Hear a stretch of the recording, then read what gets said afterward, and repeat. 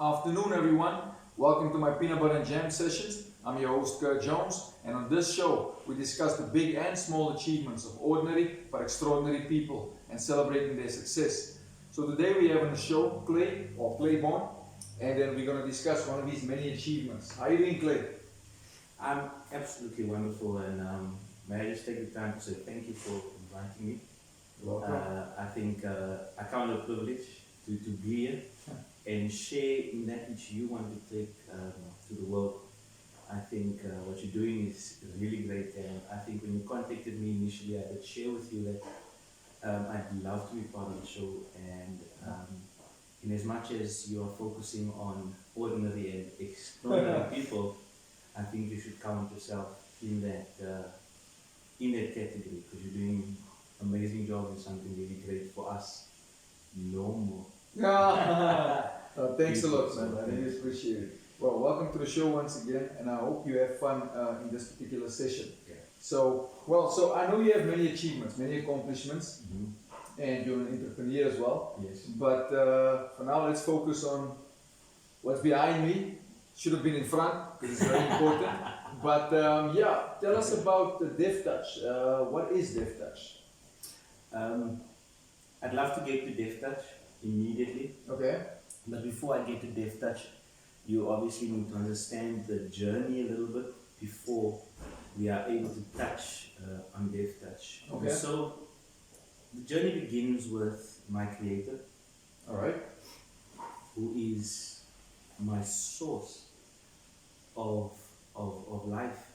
Life itself, firstly, is a gift that I fully am convinced has been given by him for the purposes of us as his creation to experience him in the fullness of his one man's form. And so that's where it begins.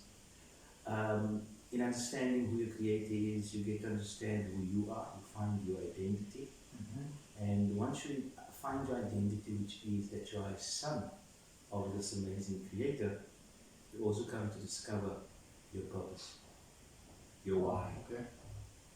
And so he's blessed me truly in many ways. Firstly, through being the son of Colin and Jacob Appice, whom he used as the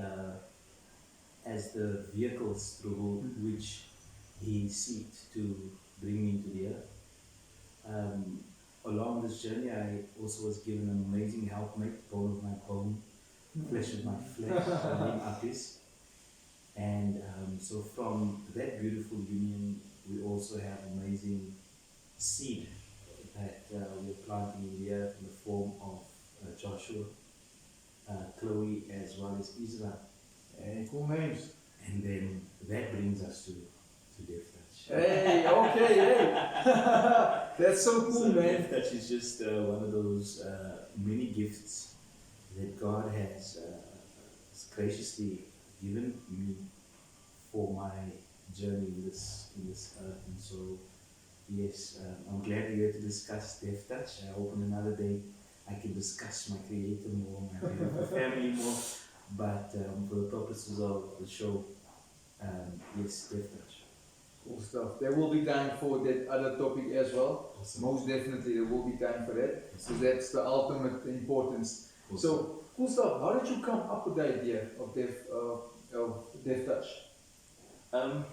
Kurt, it's difficult not to give you the full history of DeafTouch if you are to understand it in its fullness. But every gift is given for the purposes of serving our Creator. Now, keep in mind I'm not deaf. Okay, okay. No one in my family is deaf. But this desire to make an impact for the deaf started around 2004. I actually worked in the east of Johannesburg. At the time it was called Caesar's Palace, and next to Caesar's Palace was this office park. And while working at this office park for the company I was working for, I was privileged to witness the interaction of deaf colleagues communicating with their non-deaf colleagues. Okay. At this time, technology was not so advanced as it is now, and the prime of technology as we knew it back then came in the form of the Nokia 3310. Sure. That was a while back, Nokia yeah. 3310 would put any iPhone to shame. Back Especially with the battery life and the fact that it was like you throw it against the wall, still didn't break. indestructible. Yes. I think Nokia was probably the nemesis for Eskom because it could last a charge for 6 days, 7 days. But nonetheless, in witnessing this interaction between a non-deaf and a deaf colleague, what used to happen is the deaf colleague would type in the message screen of his 3310 what the conversation was about, Yeah. and he showed it to his non-deaf friend or colleague, and this is how this interaction happened. And despite the certain delays, that could not compare to the fact that they were part of this conversation. And so it was more a case of the deaf person accommodating the non-deaf person. And I found that interaction really beautiful because how often is it the case where we get to see that whatever disposition you have, you actually seek to accommodate someone else irrespective of your disposition. This stuck with me, and I've always had this high love for technology. In fact, I tried to study IT. I didn't finish. As much as I love technology, I didn't have the patience to study and read a book. Okay. But many years later, working for one of the leading insurance companies in South Africa, I was confronted with having to assist a mum in taking out insurance for her daughter. Okay. The mom was so pressed at ensuring that the daughter keeps her independence that she wanted this insurance to be in the daughter's name. But when we found out that the daughter was deaf, it created a bit of a challenge for us as the insurance company because of all the legal jargon and all these things that needs to explain to the insured person. And so in order then to do that, we needed to go through this whole process where we had to get a letter, a power of attorney, have that signed, have the daughter sign it, have the mother sign it. Then we need to send through this letter of attorney through to us. And only then what we could do is we could put the mom as the contact person on the policy and make the daughter then the policy holder and insure us all the rest. Now, normally to do such a transaction would take us about 30 minutes. And if you were quick and slick, as I believe I was on the phones, it would take you about 20 minutes to sign up a client. Okay. This ordeal being 3 to 5 days was a very frustrating process. Sure. You can obviously understand how difficult it was for the mom, Yeah. but even how much more frustrating it was for the daughter. Because here's something basic, really, really basic, really mundane, because insurance is actually a grudge purchase, and she couldn't do that independently. Sure. I wasn't very fortunate in that because of the sovereign plan that became a lot clearer for me now in my latter days. I constantly had these situations arising wherever I worked, and so when I moved to another one of the leading insurance companies, I encountered a similar situation. This situation, however, was a little bit more aggravated because it was a 60-something-old lady whom I came to find out on the Monday after returning from work was stuck along the road for about 4 hours.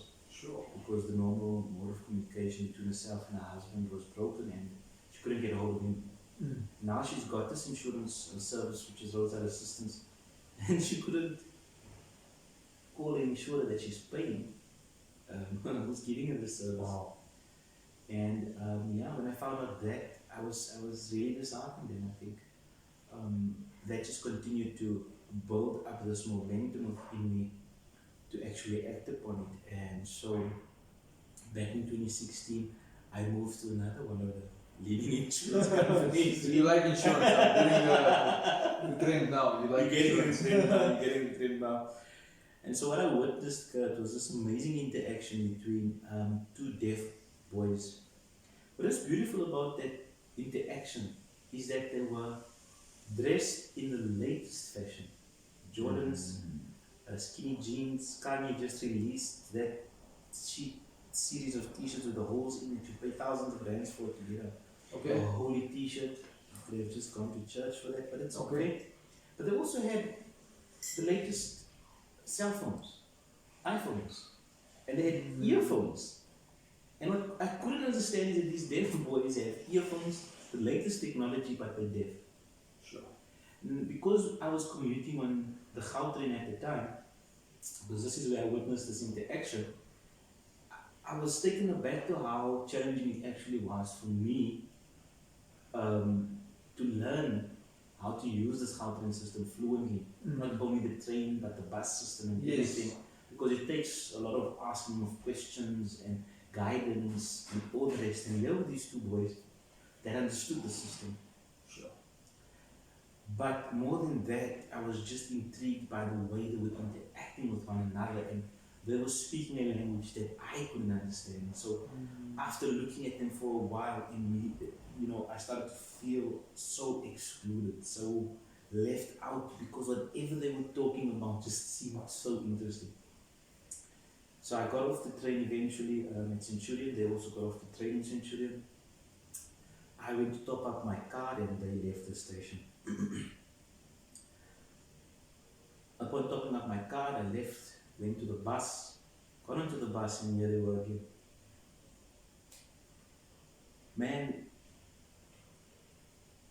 sitting there, looking at these kids, I didn't realize I got so lost in the moment. The bus took off, and there's actually another lady sitting next to me, or just the row before me, and she saw how intrigued I was with this conversation, and so she got my attention in some way, and she then showed seemingly to be a friend of hers, and the three of us was so intrigued with this conversation. When I got home, I was determined to be part of that conversation.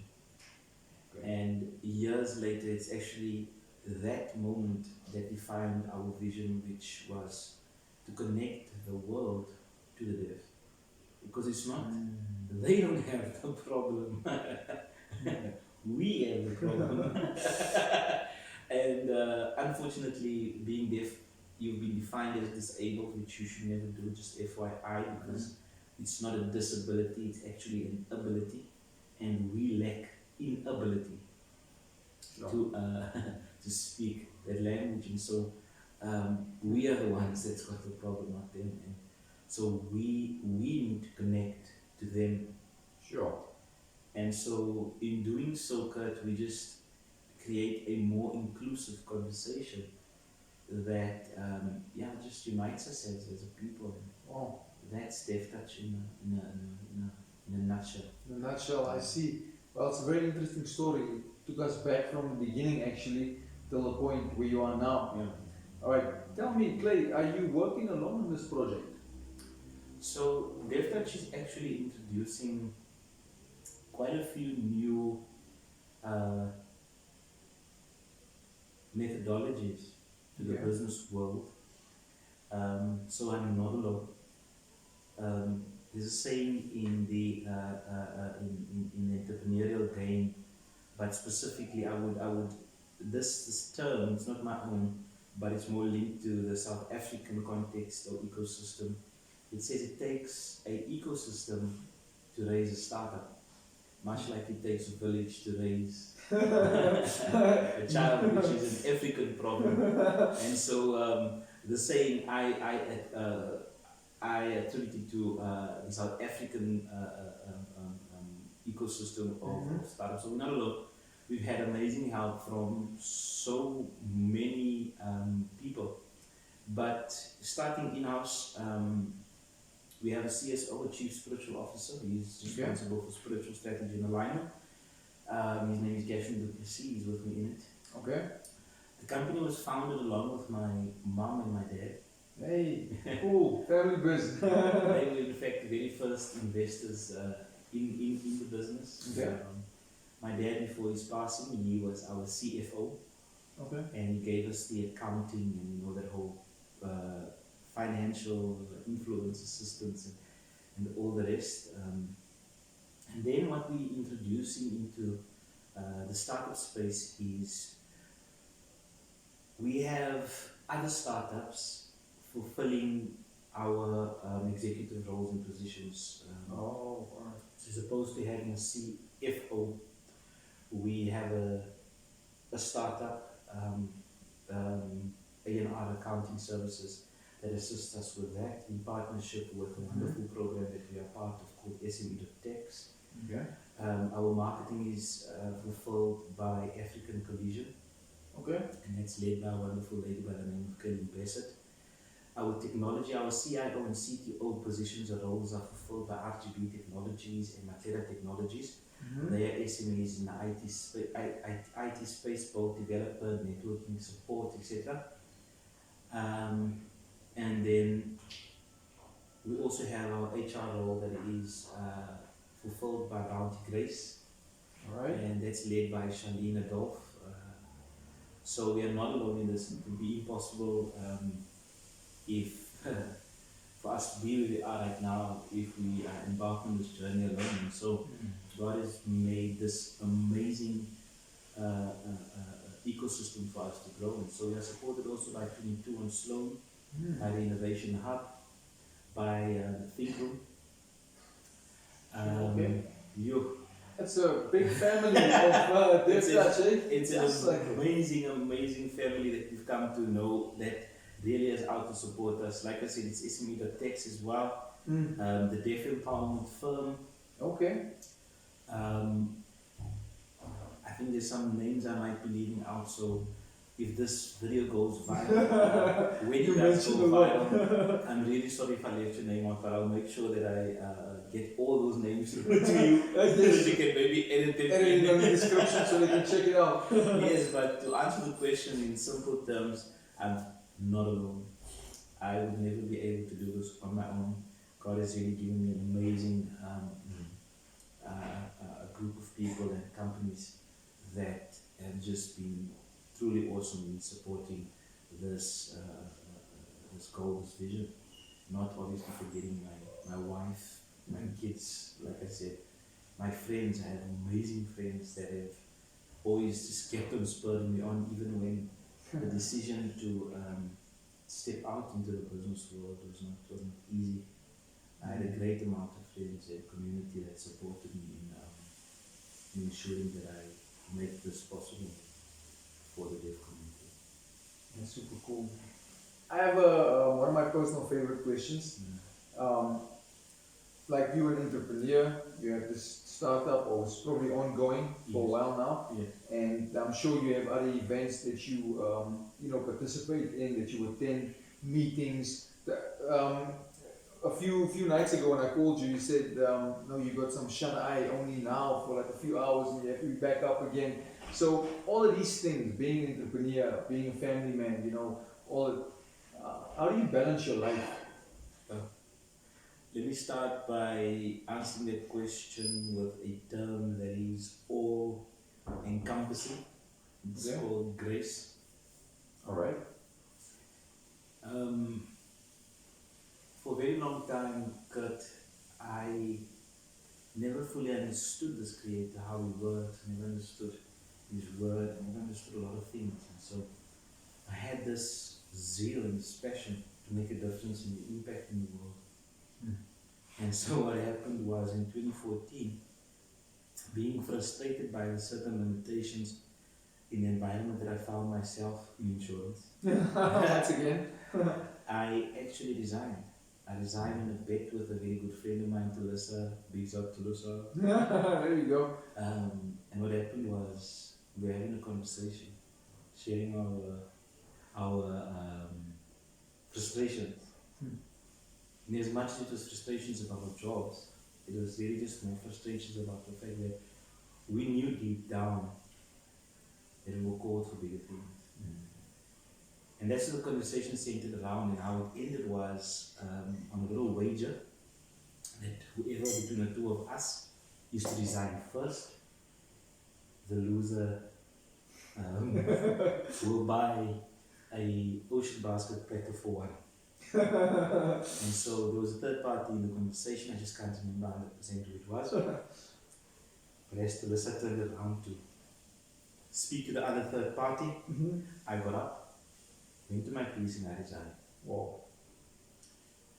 A week prior to that, I had a good conversation with one of the founders and a good friend of mine in a previous business called Art Suspensions, absolutely revolutionized technologies. And he happened to call me up and invested into this business, and we started our first business. Sure. It was in the suspensions industry, aftermarket automotive, and I'm glad actually to say that Art Suspensions is still running. It's probably one of the leading aftermarket brands for suspension components in South Africa as well as Africa. Okay. And looking to make a global impact. Although not part of it anymore, it still resonates with me that that was part of why I am where I am today. And so while I was working in art, I started up DeafTouch, it was things that were running almost adjacent to each other. So just to then get back to the question, I really have to say that it's grace that helps you balance all these things out, because it's so many things that you need to handle all at once, and balance is not easy. So if I'm going to take the credit upon myself in saying that here where I am was this amazing work that I did, it would mean that I am in control of everything. I'm omniscient, I'm omnipotent, I'm omnipresent, which at present I'm not. But it was just grace. I was given a wonderful wife that was understanding, children that were supportive. Like I told you, my parents found DeafTouch, so I had amazing parents helping me out. And then along the way, you have amazing friends that encourage you, that spur you on, that support you, that sow seeds in your life, that when you grow doubtful, when you grow fearful, when you grow anxious and so forth, God works through them to minister in your life, just to show you that, hey, I'm here, I'm still here, I'm with you, I'm guiding you, I'm leading you, I'll never leave you, I'll never forsake you. And that in a nutshell is how. I don't really support the notion that, all these amazing apps and calendars and stuff help you organize your life in this way and that way. Those things just help you aid. It helps manage you, it helps remind you at times when the mind is so busy. But ultimately, it's really just grace. It helps that process, so. That's how you balance it. Yeah. Yeah, okay. I have a bonus question. Okay. I think everyone wants to know, when are you launching the app, DeafTouch? Okay, so DeafTouch is complete. It's ready. It's in its MVP stage at the moment. In fact, we currently part of the accelerator program run by Tarsus on Demand. This was one of the prizes we most recently won in the Entrepreneurship World Cup. And this amazing platform, Entrepreneurship World Cup, just gave us an amazing opportunity to now, eventually, after all this work that we've done, we've won many competitions, we've gone through this whole startup journey of ideation to early stage and so forth. And so our app is made possible by an amazing company called VTC Secure. Okay. And they've assisted us with this wonderful piece of technology called Solves. Solves is basically a software-based voice, video, text, code distribution platform. Okay. It's cloud-hosted, it's scalable, it's customizable, but it's reachable from most video endpoints in use today. So from your Android to your iPhone as well as WebRTC, you are able to actually launch the app. The only challenge has been for us to get the companies behind us. So we're B2B, business to business, and a business to government a business model, which means our software we sell to these organizations. They then are able to take the software and offer services to the deaf. Oh, I see. So once we have our first client, which we will have in the next coming weeks, we'll be able to launch the app, to all the deaf community.